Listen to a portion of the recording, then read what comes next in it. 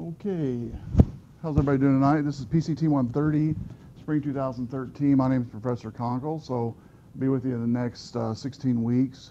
And this is intro night, going over introduction of network security. And we meet Tuesday and Thursday, I believe, same time slot. And so on Tuesdays, we generally do discussion over the chapter content. Thursday, lab, hands-on lab. And this week we'll be going over actually chapter 1 content, and Thursday we'll do a lab. And so if we don't have time to get to the chapter 1, I will probably bump up the lab to next week. So we'll just see how much time we have. Was everyone able to access Eagle and to get into the class? Okay. You notice at the top of the course you should have a place to enter in that you're here in the attendance area. There's a pin on the overhead. You'll need to enter that number pin into that area and submit it. And you'll do that each Tuesday. Thursdays, more than likely, we won't do it. But Tuesdays, for sure, every Tuesday we will do it. Thursdays, no. Not unless I tell you to. Don't worry about it on Thursday. Because on Thursday, you guys will submit a lab every Thursday, and that'll be, I'll know you're here because you'll have to submit something every Thursday for your hands-on lab. Okay?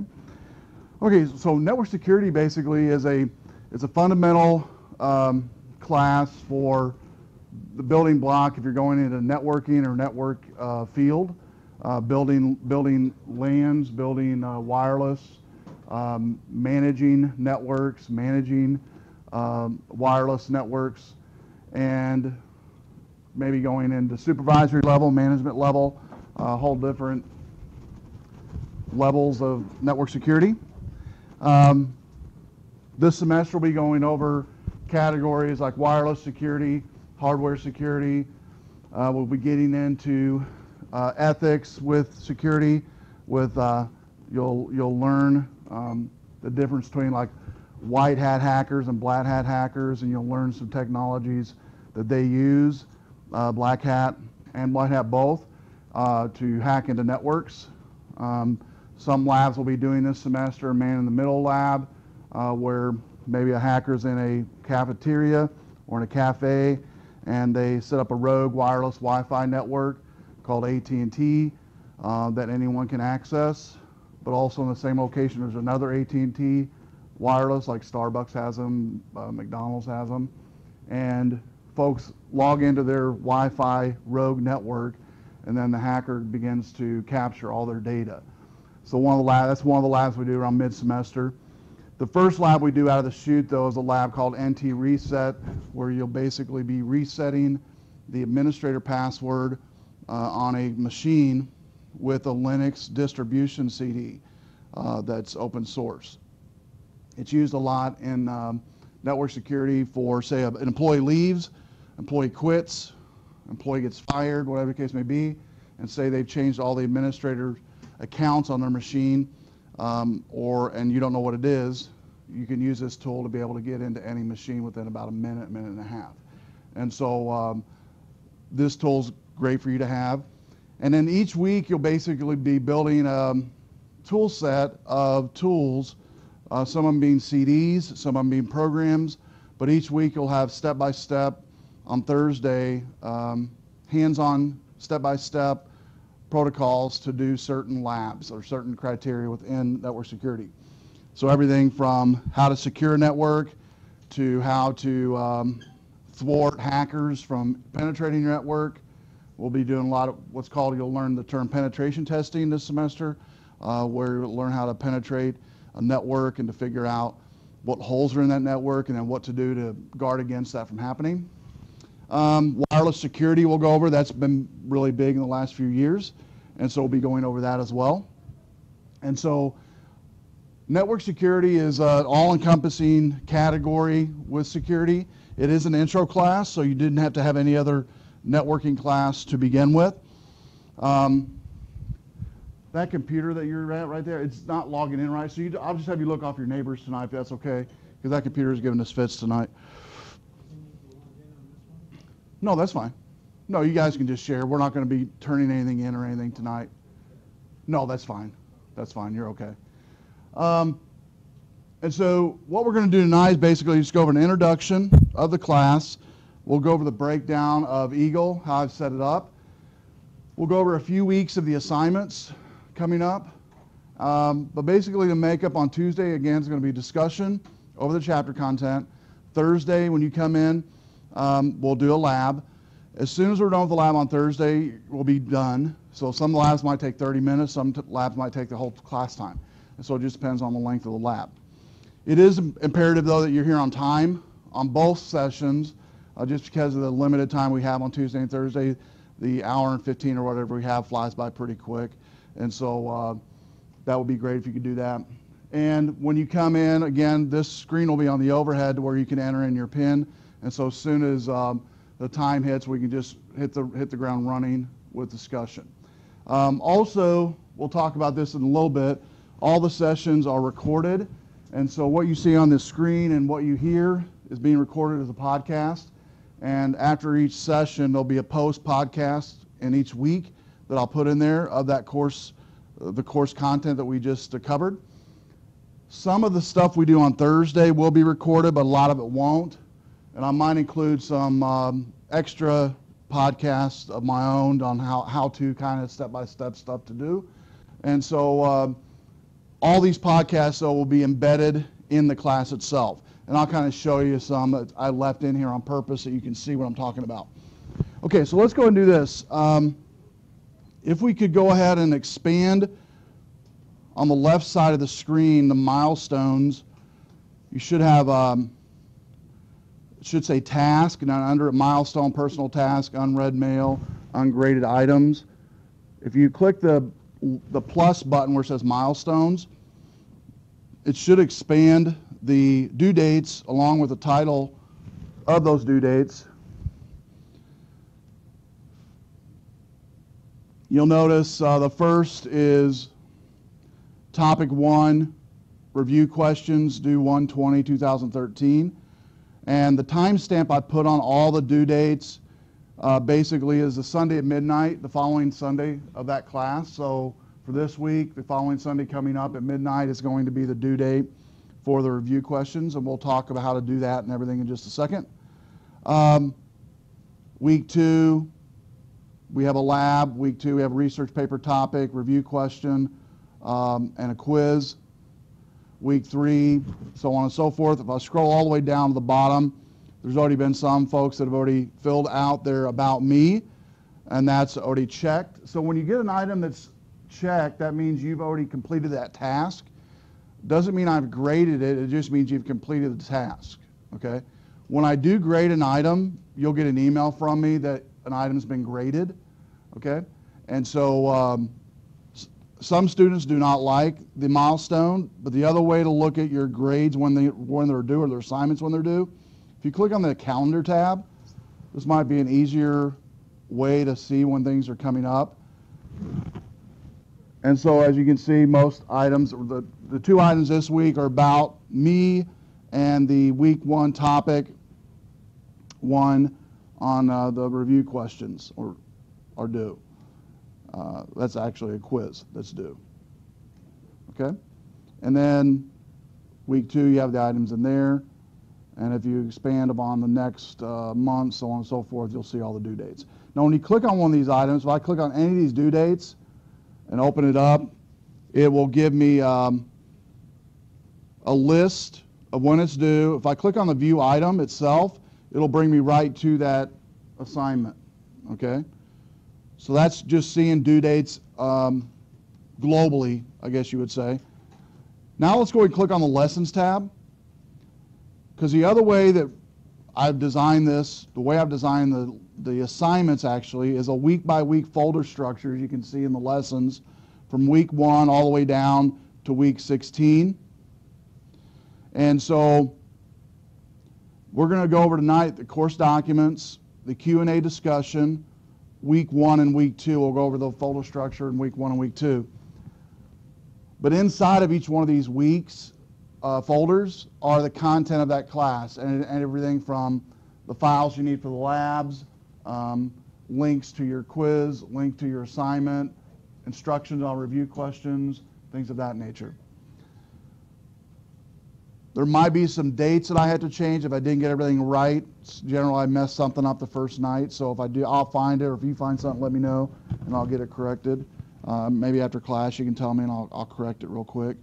But this is going on my 13th year teaching this course, and I guess this is my 26th session of this PCT130 network security.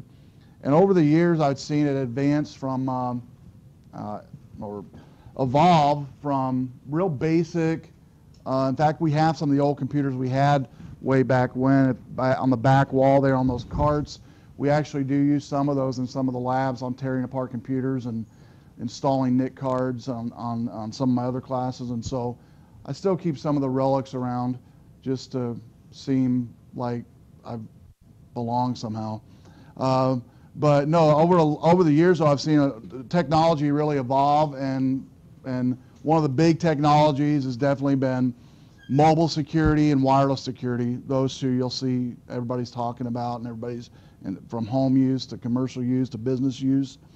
And so from this class, hopefully you'll be able to determine in what area of security you want to go into or not at all. Now after this class, there is other courses here on campus that you can definitely take. The Cisco has a number of courses I'd recommend. Everything from wireless security courses to how to design a network, Cisco certification courses, and so a whole bunch of courses I definitely recommend you taking out after this course has been under your belt. So let's go ahead and go to the course documents real quick. Course documents has in it just a few items I want to go over, not everything we're going to go over. We're going to hit the About PCT130, how to subscribe to course podcast and iTunes U, syllabus, research paper and presentation, and that's it. So we'll start with the About link at the top. So the course description is the main goal of the course is to provide you with a fundamental understanding of network security principles and implementation. You'll learn about the technologies used and principles involved in creating a secure computer network environment. You'll also learn about authentication, types of attacks and malicious code that may be used against your network, threats and countermeasures for email, web apps, remote access, file and print services. A variety of security topologies are discussed, as well as technologies and concepts used for providing secure communication channels, security internet networking devices, and networking medium. Further, you'll learn about intrusion detection systems, firewalls, physical security concepts. We'll focus a week on security policies, disaster recovery, computer forensics, which is probably a huge field coming right now in the last few years.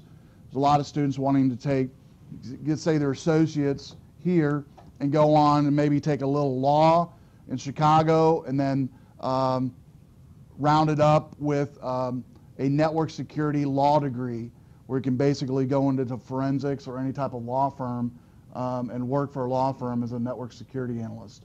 And so that's been big to be used in court and law system. Goes on and talks about, aside from learning the technologies involved in security, you'll also understand the daily task involved in managing and troubleshooting those technologies. You'll have a variety of hands-on class assignments that reinforce the concepts that you read in the chapter. Go back to the course documents and subscribe to Course Podcast on iTunes U. Now, how many has used iTunes in any form or fashion ever before? You've used iTunes. You've heard of iTunes. Raise your hand. You've heard of iTunes. Okay, great. Well, Apple has a software called iTunes that they allow to download at no cost. That the steps how to do it's here. Just follow it. I'm not going to bore you and read it to you. So just follow those steps between now and next week and subscribe to our course podcast. I will be posting the podcast on iTunes U this semester, and I'll also be posting them on YouTube so I can embed them in the week's conference. The benefit of subscribing to the course conference in iTunes is you have a whole plethora of other types of podcasts that you can subscribe to while you're in there. And then also I will be posting extra podcasts in the iTunes U only that won't be in the YouTube only area, okay, or the YouTube area. And so I know everybody's familiar with YouTube, maybe not so much iTunes U. And we'll spend a little bit of time tonight, maybe 5 minutes. I'll show you a little quick 5-minute preview of iTunes U, what it does, what you can find. So not just to subscribe to this course, but maybe help you with other courses. Like you can take an entire course at MIT at no cost through iTunes U, or Stanford or Harvard. And so there's tons of courses out there that are offered at no cost. I think they have somewhere around 950 universities and colleges on iTunes U, where you, again, can take any course. And so if you think you're interested in something, I always tell students subscribe to a course in that subject on iTunes U, complete it or try to complete it, and you'll find out real quick if you want to go into it. And so, and it's free. It doesn't cost anything except your time to actually do it, because they have the week-by-week lectures. Some of them have the week-by-week assignments. The only thing you don't get is the feedback from the instructor, but they do have the email for the instructor in the actual iTunes U, and students have, they ask students to email them. So now granted, if you're emailing a professor from Harvard, he's probably not going to reply to you. I'm guessing one of his student assistants will reply to you, but somebody will reply to you. And so that's kind of cool to be able to do that, be able to have that exposure. And so I'll give you a little 5-minute preview in just a second of iTunes U. So make sure and do that between now and next week on subscribing to podcast. Syllabus, I don't want to read the first part because I already went over it. The book, your text should still be available in the bookstore or through Amazon. If you haven't bought it yet, you can look at your neighbor's book and get the ISBN and purchase it online if you want to. Now I believe they do let you go in the bookstore and actually find out the ISBN, or you can call and get it and then do it that way. Used to, they wouldn't let you do that, but now they have to. And so if you want to look for the book in other areas or other locations, you can just call the bookstore for any class, find out the ISBN of the book for that class, and then you can try to find it on Amazon or any other resource. Now, you might not know this, there's a lot of textbooks on Amazon now that allow you to rent textbooks. Anybody heard of that? Where you can rent the textbook, and at the end of your term, you just basically return it in a box or whatever it is they want you to do. There's also such things as self-destructing e-text, that at the end of the semester, it destroys itself. So there are a number of different, and e-texts are actually getting a lot cheaper now than they used to be. It used to be like $10 or $15 cheaper, and e-books are now, one of the books I use this semester is like $50, and the student told me he got it for $18 as an e-book. And so if you want to do it that way with other courses, definitely recommend it. We will have, as far as grades go, we will have quizzes pretty much every week, and it's going to be tailored towards the book, 10 questions, multiple choice, and I'll talk more about that later. You'll also have research paper and presentation due at the end of the semester. We'll talk about that, in just a second. Homework and labs and hands-on performance test, final, participation, all is just a straight across 10-point grade point system. If you have any special accommodations, if you haven't already let me know before you leave tonight. On the academic honesty, just make sure your work is your work. If there are weeks on turning in your work where you have multiple documents you have to turn in, I'd like for you to compress those together and send them. I don't believe there is, but if we do have one that you do have a multiple document possibly, you send to me. An example would be, I know your research paper is going to be a multiple document. You could zip that together just to save a little bit of space on the server. Late coursework. If you know you're going to be late, just let me know ahead of time. I'm real easy to work with. One of the things that I don't like, though, is if you don't tell me ahead of time. But if you do tell me ahead of time that you're going to say your work's going to be sending you somewhere for 2 weeks, and you're going to have to work it out, want to know if you could work out something with the homework, like the labs and stuff. Definitely work it out, no problem. Work comes first, in my mind, as a family man, or you have to feed your family, you have to pay the bills, you got to, live and eat, and so I definitely understand that. Emergencies happen too, though. There might be times when you can't contact me, and you're like, not going to be able to do it. That happens too. So just let me know as soon as possible what happened, and again, I'll work with you. So just communicate. And I put in here kind Communication and meeting deadlines are vital to making the grade in the class and even in your workplace. Any of you have had jobs or multiple jobs, a job or multiple jobs, you know how deadlines are real important. And so just do your best and communicate and we'll be fine.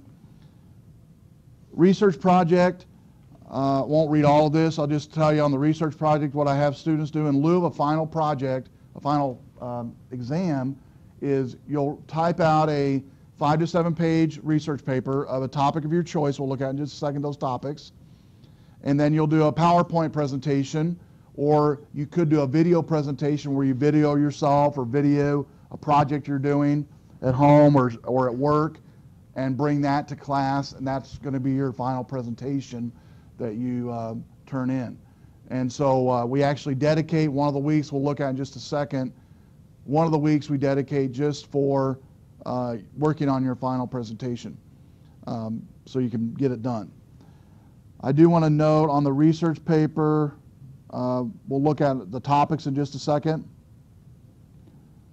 So let's go back to the course documents and go right to the research paper. It's down toward like the 4th or 5th icon there. I'll give you a couple weeks, I believe, to choose a topic. Success in your career greatly depends upon written and oral communication. Our school recognizes the need for students to develop proficiency in these skills and requires all students submit a research paper, provide oral presentation in each class in the department. So here it is. It's real simple. 5 to 7 pages, excluding illustrations and bibliography. Margins 1 inch all around except for the top, 1.5. Double space, single space for long quotes. Font size 10 to 12 point font. I recommend using Times New Roman or Courier. You can use illustrations if they're good quality. I always tell students, you know it's good quality if you yourself would keep it. If you would think you're in a classroom and you see that, you throw it away, it's probably not good quality. So if something you think you would keep for future reference or would be beneficial for a student to keep, definitely put it in the research. Cover sheet you don't need. Binders you don't need because you're going to basically be emailing me this in the Dropbox at the end of the semester. We'll look at the topics now. We'll go over more in detail as far as there's some MLA links and everything. Mid-semester I'll help you with that. But basically the length is 10 to 15 minutes. You can use visual aids. But let's go and go to the topics real quick. Here's some topics you can choose. And again, you have a few weeks to think about this. Choose a famous hacker and research what attack they mounted and how. Describe the development of rotor machine and algorithm in World War II. Research how antivirus software works. What's the role been of NIST in development of security algorithms? How much work's been done in verification, proof of correctness of security algorithms? How was the algorithm for MD4 developed? How could wireless communication be made more secure? Should there be different encryption standards in the US and the rest of the world? Discuss pros and cons. Even the most secure encryption can be easily bypassed if you're required to turn over a key in a lawsuit or criminal investigation. Discuss legal issues in network security. What would be some good modern day use of steganography? Discuss applications of quantum computing in security. How reliable are modern algorithms for random number generation? How good could they be improved? Discuss the use of certificates and centralized authentication centers, such as certificate authorities and network security. What is the future of biometrics in security? Contrast elliptical curve cryptography with RSA. Discuss the future of network security if parallel machines become commonplace. How good is security algorithm used in web browsers? Discuss ways to improve. Discuss different approaches to key distribution, and that's how it deals with encryption. Are digital signatures the best way to protect copyrights, say on games? And secure passwords are often hard to remember. Discuss the trade-offs between security and convenience, cell phone security, and then any other topic that's interest to you. Now, some of these words in here you don't know, which more than likely there are. There's a friend called Google. You can Google a word actually tonight after class and go, I don't know what this is, and email, type it in. like steganography, it's the art of hidden writing. And as it pertains to network security, it's the art of hiding data in something else. Like say hiding maps in a picture file, like Al-Qaeda did, and posted on a website. Hiding secure documents in an MP3 file. And the user plays the MP3 and doesn't know any different. They take that MP3 and load it in a program and pops out a file or a program. And so we'll learn about that this semester, but that's a pretty cool technology, steganography. Been around a long time. So a term like that, or algorithm, or maybe quantum computing. I had a student did his final on quantum computing last semester. Antivirus, you've all heard of. So some of these are fairly general, but some of these are, might be a little bit more difficult to understand. But just Google the term. You might Google it and go, nope. But you might Google it and go, yeah, that sounds pretty interesting. And what I'd like you to do is be thinking of, out of this list, something that does interest you that you know maybe a little or absolutely nothing about, but it really interests you. Okay, does that make sense? Now it might be something you know a lot about. Sometimes I've seen students know a lot about the subject coming in, and they do research and they're like, it wasn't really that challenging for me. I knew quite a bit already, and I learned a little bit, but not that much, because I already knew so much about a certain topic. Let's say it was network security, it has to do with wireless or something. So pick a topic that you know a little bit about, but you might not know anything about it, but the topic itself, after reading it and Googling it and finding out what it is, you're like, yeah, I want to do that. That's pretty cool. I'd like to know more about that. Does that make sense? And then, so before you do number 22, which is any other topic of interest, make sure and exhaust 1 through 21 to see if there's something in there maybe that you could research on. That's not to say you look at all 21 and you're like, yeah, mine doesn't quite fit there. What about this? That's fine. As long as it has anything to do with network security, I will approve it. Does that make sense? So I'll give you a couple weeks to play with that. And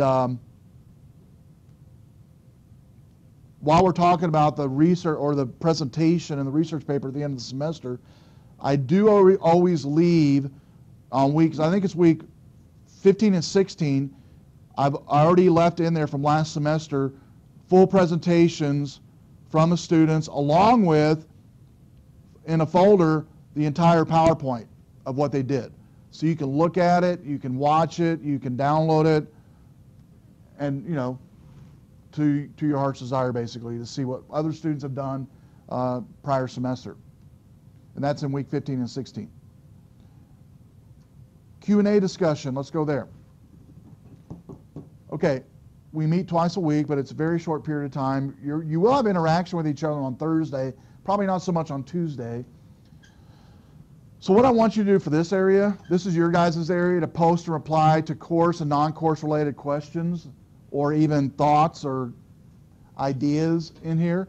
And this is your area to kind of come in and just, it could be politics, it could be technology of any type. It could be you're deciding to buy a cell phone, you want to know what everybody thinks, and you'll get a lot of ideas, believe me.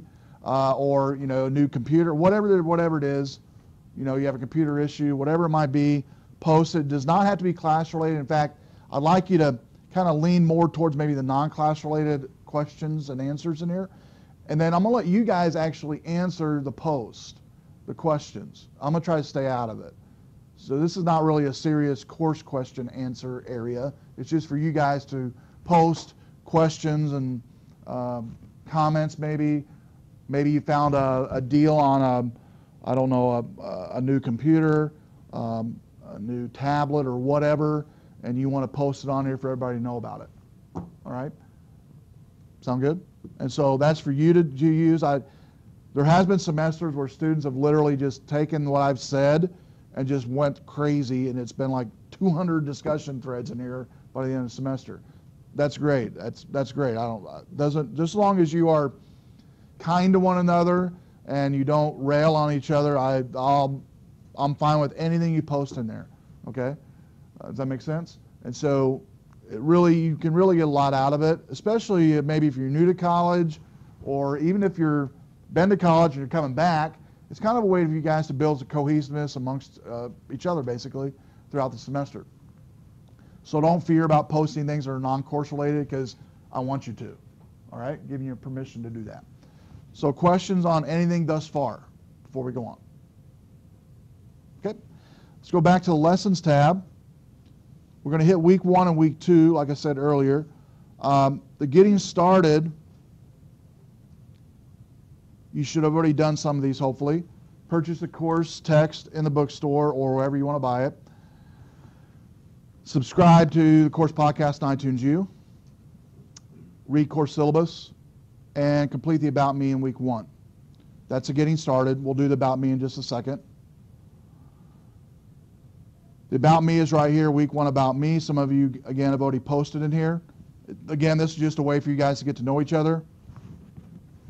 And you're going to copy the questions below, create a new post, type your first and last name in the title field, paste the questions in the new post and answer them. And reply to at least 2 other people's posts. You can reply to more than that, but at least 2. I recommend reading everybody's. Name you go by, favorite food, favorite movie, hobbies, why you're taking this class. And, you know, if you want to be creative and upload a picture of your favorite food, I know everybody has a cell phone. I don't care. You can do that. If you want to upload your hobby, your favorite hobby, you ride a Harley or something, you want to take a picture of it. This is what I do on the weekends. That's great. So it doesn't have to be just text stuff. It can be pictures if you want to and post in there. Just make sure they're non-pornographic in nature. That would be great. All right. Favorite movie, favorite food, hobbies, why you're taking this class. And then that way, especially with the size of this class, by, if we went around and did all these questions, we'd be done for the night. And so by doing it this way, you kind of get to know each other. And then also, too, if pictures aren't in here of the face and you read somebody's post, I've had students go, somebody posted that. That's pretty interesting. I wonder who that is. And they kind of ask around, who's so-and-so the next session? And so, you don't have to put your mugshot in here, by the way. But it is kind of interesting to have students read other people's posts. And, a lot of students, actually, I've seen over the years, become interested and become friends, basically, maybe from this. And then we do leave in such a time here to where you can go, get something to eat or whatever. It's fairly early, and so or hang out afterwards. So I've had students do that too. So I've had students build friendships in the class. So, and we'll talk a little bit about that more this semester. On networking is not only network security is not only about computers and wires. Hopefully in college you're building a network as well of students and faculty that you can basically communicate with after you've left here. An example, I saw a student that I had 4 years ago here that works in Florida now as an IT security analyst, and was sharing how, and he was a good student, but he was sharing how much he got out of the class and how much he got out of the students in the class, and he's still in touch with like 4 or 5 of them. And it really got me. I was like, wow, you never know how much impact you guys have on each other in the classroom. And you guys have experience you're bringing in here too, besides me, that you can share with your neighbor and those around you too, that can definitely carry out throughout beyond this class for sure. Okay, so we have a few that's already posted. If you need help posting and replying, ask your neighbor, they'll help you. All right, no, just kidding. But you can ask them, they would definitely probably help you. The first few weeks of class, especially the first week of class, Eagle has face-to-face training sessions over in the ERC. You also have on the home page of Eagle, I won't go there, but on the home page of Eagle, multiple links of things that you want to know how to do in Eagle. Okay? So don't be afraid of using those, and don't be ashamed to ask a question either if you don't know how to do something. Seriously, ask somebody in here before you leave tonight if you don't know how to do something. If you don't feel comfortable doing that, come to me and I'll help you with it. But one of the ways to get to know each other sometimes is ask somebody next to you, hey, I don't know how to do this. Can you show me how to do it? All right? Because a number of you have been in Eagle for a while. You've been here maybe a semester or 2, and so you might be able to help somebody next to you. So any questions on the week 1 About Me? All right? Let's go back into the week 1 thread, and I want to go into the Intro to Security. We're going to go into the PowerPoint in just a second.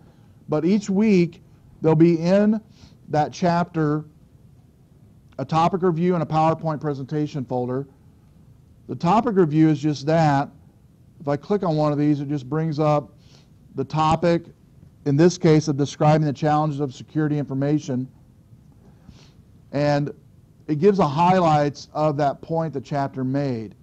And so they're pretty good. They're not real long, usually 5 to 10 bullet points, and that's about it, but pretty informative. And then PowerPoint presentation, this one here at the top is the one that views on the screen that we'll use in here. But this one here, I believe, allows you to download that PowerPoint. And if it doesn't work, I do have other resources. It looks like it is working here, though. I have had times where it didn't work. I have a separate file for all those. So if you wanted to download the PowerPoint, you could do that as well.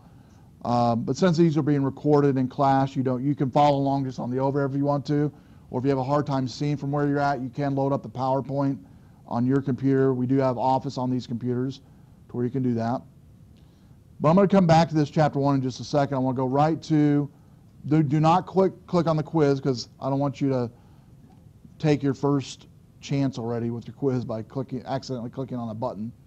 But you'll see the quizzes here. This is what it should look like. It's 10 questions from the chapter, multiple choice, and when you're done taking the quiz, at the bottom here, for this first one anyway, it has here the answers that actually shows the answer for you, or you can hide the answer. But when you hit done on this one, let me actually take this as a student so you can actually see it like you guys would see it.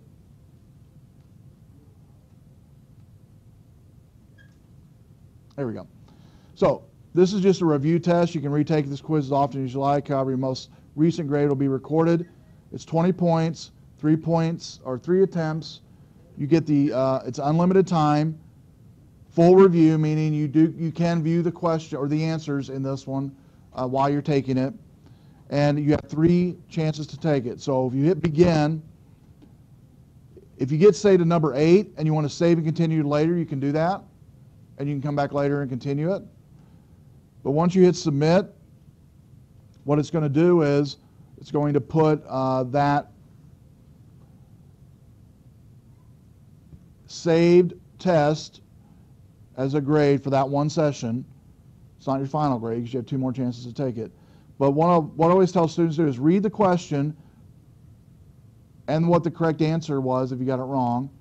Okay? Hit continue. What I would suggest do is go back and read again those areas before you take it again. When you click the begin now, it's going to begin the second instance. And your score is basically going to be the highest out of the 3.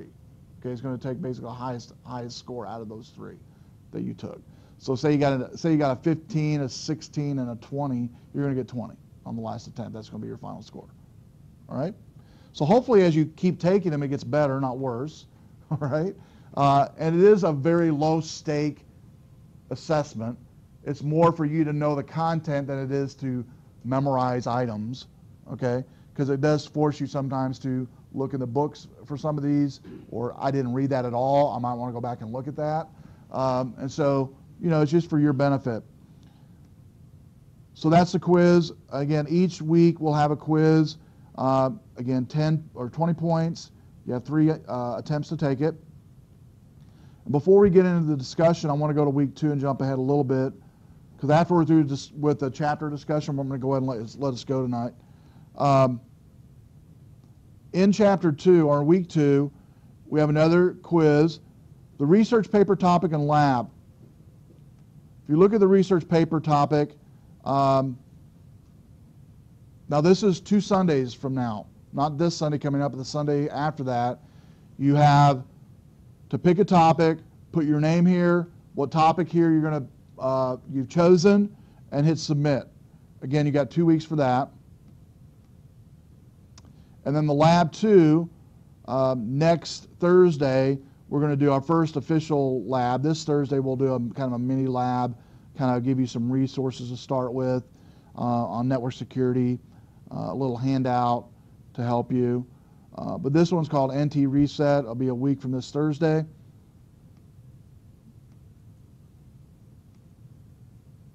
so that's a looking forward a little bit in week 2. Okay, so I'm going to go ahead and go into the PowerPoint real quick. I'm not going to cover all of this tonight. I'm going to cover about half of it. We'll cover the rest on Thursday. And then on Thursday, after we get through with this chapter, I have a handout for you on Thursday and some helps for you for the labs, the subsequent labs this semester. So our first official lab's not going to be until next Thursday.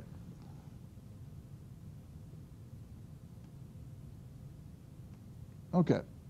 So this goes over describing some of the challenges in network security, defining some things, and we're going to end with identify the type of attackers that are common today. We'll end with that one. So challenges of securing information is there's no simple solution to securing information. It can be seen through different types of attacks that users face today.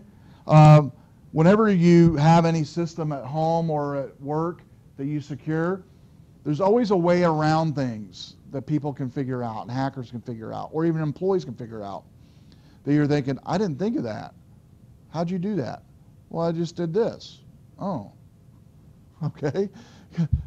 There's always ways we don't think of because we can't think of everything sometimes. So that's where the first point comes in. There's no simple solution because people come from all different walks of life, all different technologies, backgrounds, and even happenstance sometimes. People just accidentally do something and messes things up. So this can be seen through the variety of attacks that users face today, as well as difficulties in defending against these attacks. So some of the warnings of security attacks are a malicious program was introduced at some point in a manufacturing process of a popular brand of digital photo frames. Nigerian email scam claimed to be sent from the UN. Booby-trapped web pages are growing at an increasing rate. New worm disables Microsoft Windows automatic updating and task manager. Apple's issued an update to address 25 security flaws in its operating system. The anti-phishing work group, APWG, reports the number of unique phishing sites continues to increase. Researchers at the University of Maryland attached 4 computers equipped with weak passwords to the internet 24 days to see what would happen. These computers were hit by an intrusion attempt an average of every 39 seconds, just sitting there on the internet.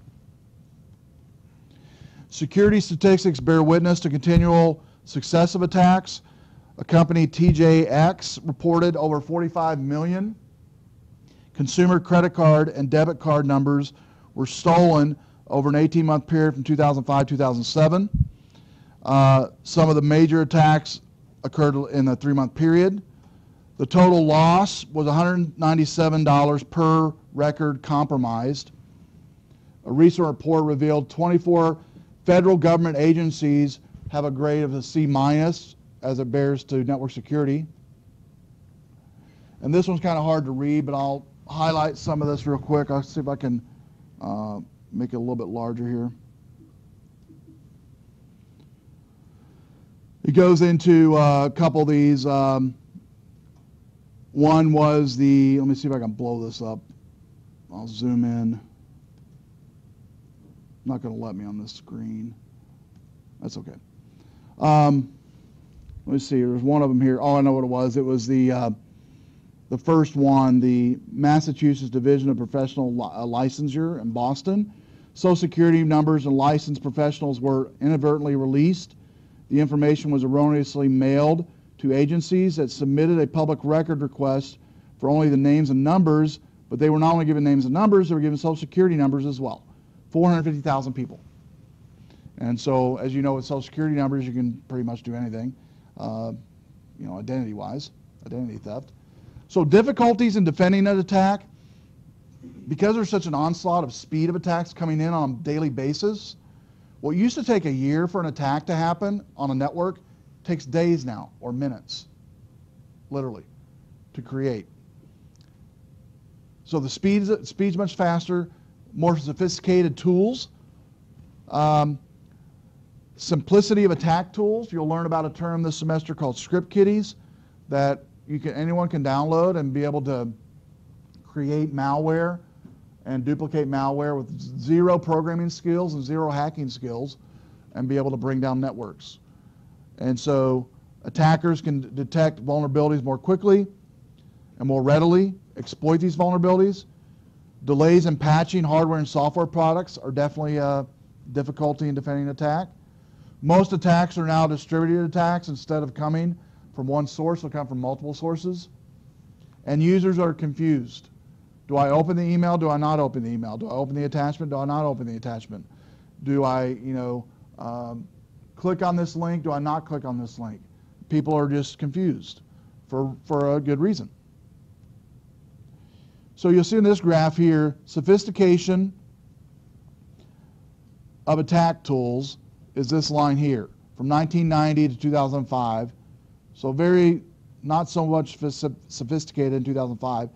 And as it increased sophistication and the required knowledge of users decreased, of the attackers, you can see why the onslaught is much higher and higher as the years have progressed.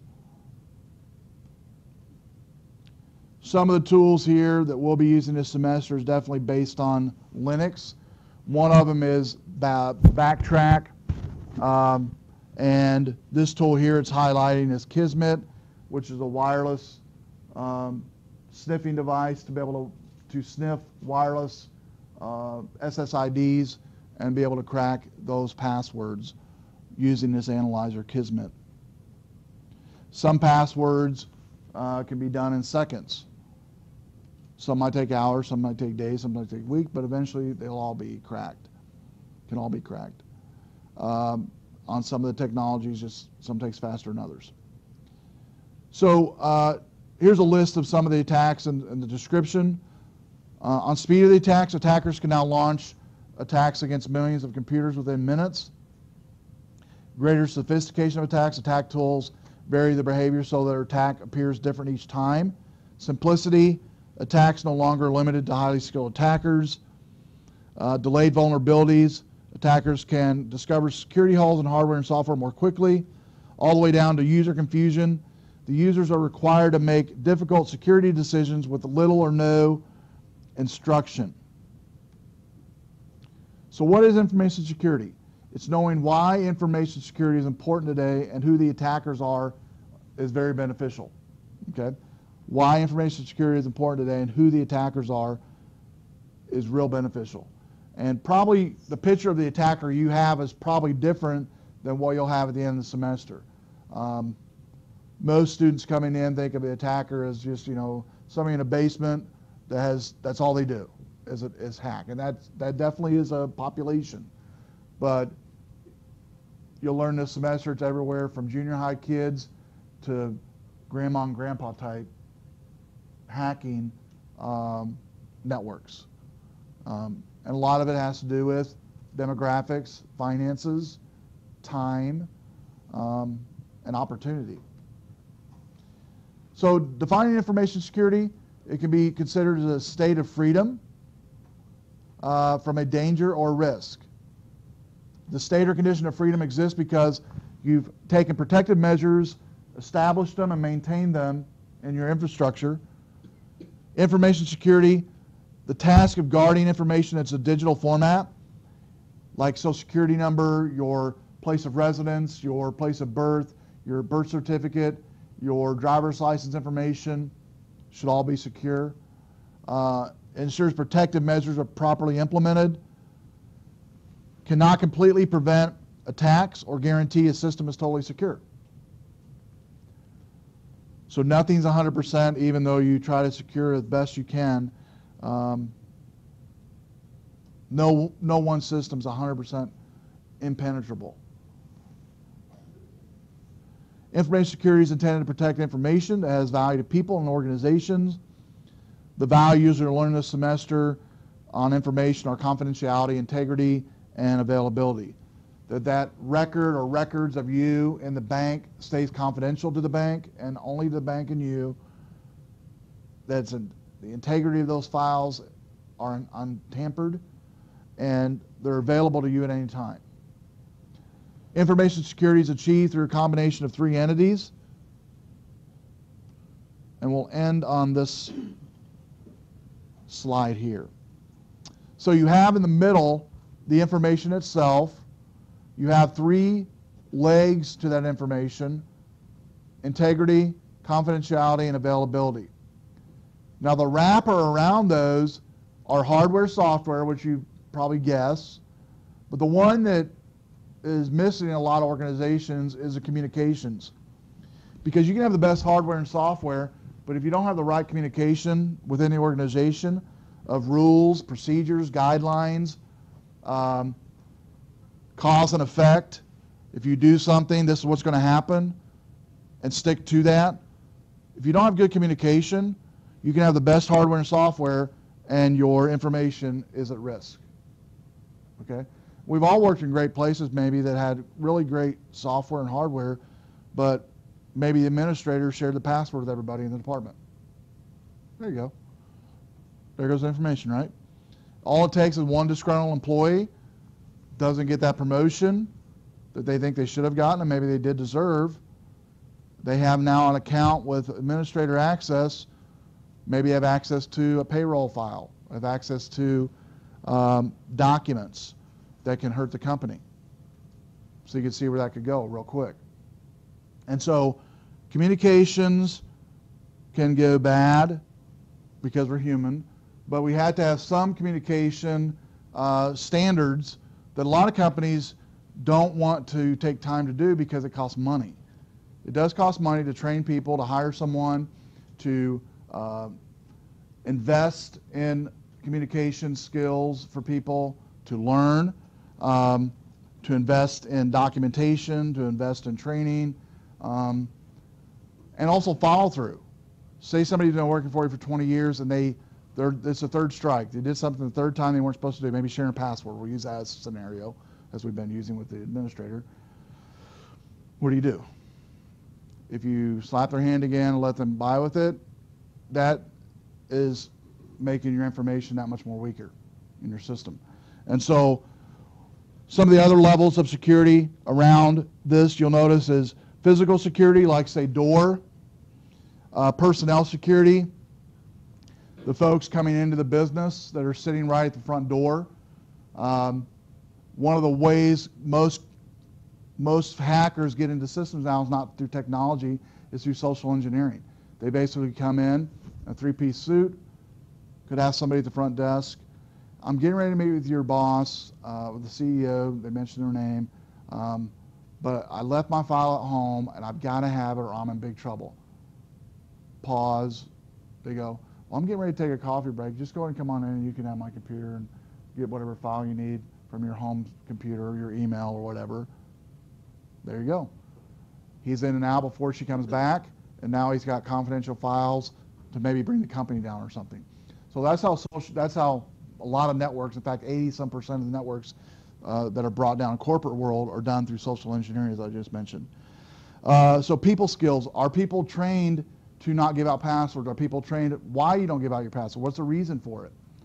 Human nature, if you tell somebody no without a reason and the opportunity comes up where they're not supposed to do whatever it is they're not supposed to do and they don't have a reason for it, I'll be like, company didn't take time to tell me about it, what the real reason was, so I'm going to let this guy come in and check his email. Who cares? Right? That's human nature. Because you have to trust employees with information, and one of the ways to build that trust is to give them the training that they need, to give them the skills that they need, maybe some real life type of scenarios where you talk to them in a meeting and to show them scenarios of things that could happen and this is what they should do and what they shouldn't do. And then the last one is procedures. And generally people and procedures are the weakness of most companies. Okay, the people security, personnel security, like whether it be a proximity card, somebody giving Joe a proximity card to clock out for him because that person's leaving early, to giving somebody a password they shouldn't have, giving somebody access to your computer they shouldn't have. The list goes on and on, right? Of personnel security. And so when you think of personnel security, you don't think of security guards, you think of people that work in the business. Do they know what a secure password is? Do they know why it's important? Do they know why they shouldn't give their password out? Do they know all these things that they should know? And not only do they know it, but why is it important? And that takes time for a company to train people in those areas. And so you'll learn this semester a lot about procedures and people, building people skills, building procedural skills, not only hardware and software, which is important, but also the other spectrum of network security, which is personnel and also guidelines and procedures that have to be followed. And so hopefully by the end of the semester, you'll have some good tool belt of tools to use to secure your network, number one, to keep it up and running, to keep it as secure as you can. Nothing's 100%. And then to keep always educating yourself and those that work in your area, or if you're over some training in your area, to train those employees that are there of network security protocols. Okay, Thursday when we come to class, we're going to end this discussion, and then I'll have a handout on the labs we'll be doing this semester. I'll have a one-sheet handout on all the labs, and we'll kind of go over all those labs and what we'll be doing. It's a good idea on Thursdays to bring a 3-ring binder if you want to. Go to Walmart and spend a couple bucks on a 3-ring binder, because each week you'll have labs that'll be 3-hole punched. And then if you want to, you can buy those plastic sheets that